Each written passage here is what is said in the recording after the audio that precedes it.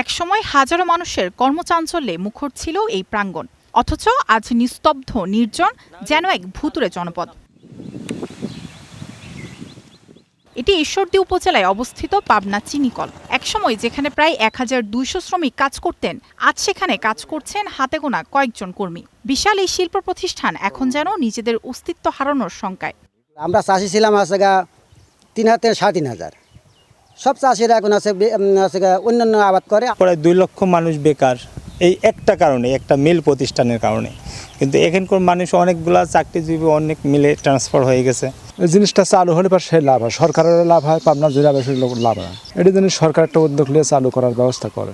উৎপাদন বন্ধ 6 বছর, কিন্তু একদিনের জন্য থেমে নেই ব্যয়। বর্তমানে এখানে কর্মরত আছেন 27 জন স্থায়ী ও 30 জন অস্থায়ী কর্মকর্তা কর্মচারী। তাদের বেতন ভাতায় প্রতি মাসে ব্যয় প্রায় 12 লাখ টাকা। এছাড়া যন্ত্রপাতি পাহারা ও নিরাপত্তার জন্য 30 জন কর্মীর পেছনে খরচ হচ্ছে আরও 5,63,000 টাকা। গত 6 বছরে শুধু বেতন ভাতায় সরকারের ব্যয় 8 কোটি টাকারও বেশি। প্রায় না হলো 70-80টা মোটর আছে, সব জম ধরে নষ্ট হয়ে যাচ্ছে। মিলের ভিতরে দেখলে মনে হয় কান্না হয়। আমাদেরও যারা চাকরি করতেছে তাদের জন্য মিলটা চালু হলে আমাদেরও ভালো। সরকারের কাছে আমাদের দাবি এটা দ্রুত চালু করুক। চিনিকল কর্তৃপক্ষ বলছে, চিনি ছাড়া বহুমুখী পণ্য উৎপাদনের মাধ্যমে মিলটি আবারও লাভজনক করা সম্ভব।